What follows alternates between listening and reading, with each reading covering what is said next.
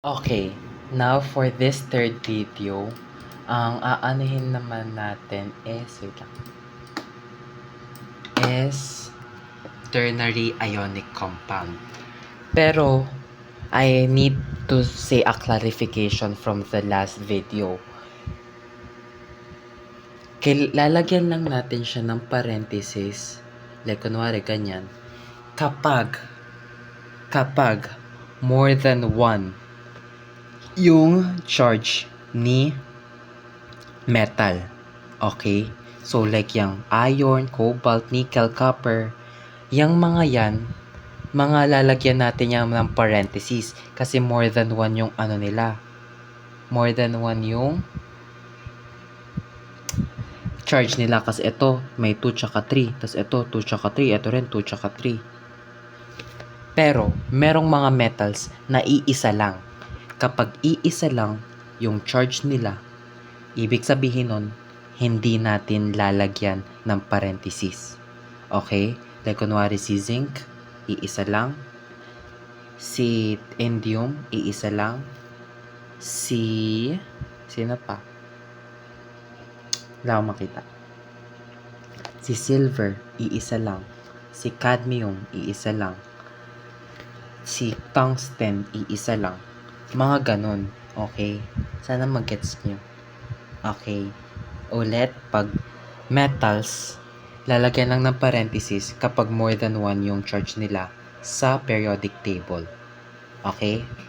Okay. Now, going back sa ternary ionic compound. What do we mean by ternary ionic compound? It just means na magbaband si ternary ionic compound. So, bonding of metal and a polyatomic ion. Polyatomic anion. So, ang metal pwede rin siya maging polyatomic cation. Like, if it happens lang naman. Pwedeng polyatomic ion, cation plus polyatomic anion. Pero mostly lagi siyang metal plus polyatomic anion. Let's remember yung if nakalimutan niyo yung polyatomic anion at polyatomic cation, balikan niyo yung first video. Okay. Okay. Let's use the example na binigay ni Sir. Na2CO3. Paano yan?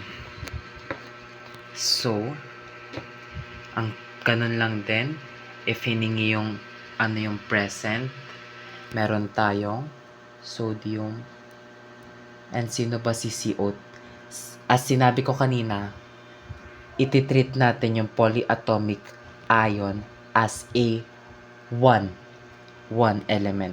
So, iisa lang to. Okay? Sorry, masyadong magulo yung explanation ko, pero sana mag-gets nyo. If di nyo gets, don't hesitate to ask. So, sino ba si CO3? Si CO3 natin ay si carbonate. Kita nyo yan? Carbonate. Plus carbonate. Pero dito, hiningi lang yung polyatomic ion present. So, ibig sabihin, ito lang yung kailangan. If ganun yung question ulit ni Sir. Now that we have that, how can we name this? Ganun lang. Ganun na yan. Sodium. Carbonate. Why? Kasi kapag polyatomic anion, hindi na natin kailangan lagyan ng IDE. Kasi para lang yun sa mga non-metal na iisa lang talaga yung element. Okay? So, yun na siya. Sodium carbonate. Now, kunwari, ang given ni Sir is calcium permanganate. How are we gonna write this? So, ganun lang din. I-identify natin si calcium. Okay. Si calcium, eto siya. Calcium. So, kita natin na positive 2 yung charge niya. So, Ca plus 2. Ngayon, sino si permanganate? Hanapin natin sa likod ng periodic table. Permanganate. Nasaan siya? Ayun. MnO4 negative 1. MnO4 negative 1. Okay? Negative 1 siya kasi negative. Ibig sabihin, pag negative, negative lang. Negative 1 siya. Now, ganun lang din sa dating method, criss-cross. So, ililipat natin si positive 2 sa baba, tapos si negative 1 sa baba. Magiging Ca, hindi na natin kailangan ilagay si 1 since 1 na lang siya. MnO4 2. Ganyan. Okay, nagkamali ako. After nyan, CaMnO4 2. If si polyatomic anion, mali kasi yung pagkasulat ko, dapat ganito siya. CaMnO4 2. If ganyan, if merong subscript, if merong nasa baba si polyatomic ion, lalagyan natin siya ng parentheses. Bakit? Dahil we're treating this as one element. And if hindi natin lalagyan siya ng parentheses, paano mangyayari? Magkatabis yung subscript na 4 tsaka 2. 'Di ba? Yung subscript na 2 is para sa buong MnO4. Kasi pag di natin nilagyan ng parentheses, parang yung subscript na to para lang kay O4. Okay, as I said earlier, we're gonna treat the polyatomic ion as one element.